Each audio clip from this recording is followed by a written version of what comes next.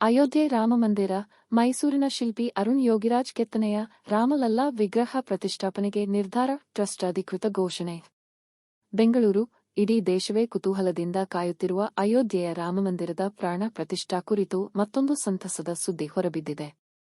ಹೌದು, ಜನವರಿ 22ರಂದು ನಡೆಯಲಿರುವ ಸಮಾರಂಭದಲ್ಲಿ ಮೈಸೂರಿನ ಶಿಲ್ಪಿ ಅರುಣ್ ಯೋಗಿರಾಜ್ ಕೆತ್ತನೆಯ ರಾಮಲಲ್ಲಾ ಮೂರ್ತಿ ಪ್ರತಿಷ್ಠಾಪನೆಗೆ ನಿರ್ಧರಿಸಲಾಗಿದೆ ಎಂದು ಶ್ರೀರಾಮ ಜನ್ಮಭೂಮಿ ತೀರ್ಥಕ್ಷೇತ್ರ ಸೋಮವಾರ ಖಚಿತಪಡಿಸಿದೆ. ಈ ಕುರಿತು ಸಾಮಾಜಿಕ ಜಾಲತಾಣ ಎಕ್ಸ್ನಲ್ಲಿ ಮಾಹಿತಿ ಹಂಚಿಕೊಂಡಿರುವ ದೇವಾಲಯ ಟ್ರಸ್ಟ್, ಪ್ರಸಿದ್ಧ ಶಿಲ್ಪಿ ಅರುಣ್ ಯೋಗಿರಾಜ್ ಕೃಷ್ಣಶಿಲೆಯಿಂದ ಕೆತ್ತಿರುವ ವಿಗ್ರಹವನ್ನು ರಾಮಮಂದಿರದಲ್ಲಿ ಪ್ರತಿಷ್ಠಾಪಿಸಲಾಗುವುದು ಎಂದು ತಿಳಿಸಿದೆ. ಅಯೋಧ್ಯೆಯ ಭವ್ಯವಾದ ಶ್ರೀರಾಮ ಮಂದಿರದಲ್ಲಿ ಮೈಸೂರಿನ ಶಿಲ್ಪಿ ಅರುಣ್ ಯೋಗಿರಾಜ್ ಕೆತ್ತಿರುವ ಶ್ರೀರಾಮನ ಮೂರ್ತಿ ಪ್ರತಿಷ್ಠಾಪನೆಗೆ ಆಯ್ಕೆ ಮಾಡಲಾಗಿದ್ದು, ಇದು ರಾಜ್ಯದ ಸಮಸ್ತ ರಾಮಭಕ್ತರ ಹೆಮ್ಮೆ ಹಾಗೂ ಸಂತಸವನ್ನು ಇಮ್ಮಡಿಗೊಳಿಸಿದೆ. ಶಿಲ್ಪಿ ಯೋಗಿರಾಜ್ ಅರುಣ್ ಅವರಿಗೆ ಹೃತ್ಪೂರ್ವಕ ಅಭಿನಂದನೆಗಳು ಎಂದು ಬಿಜೆಪಿ ನಾಯಕರು ಹೇಳಿದ್ದಾರೆ.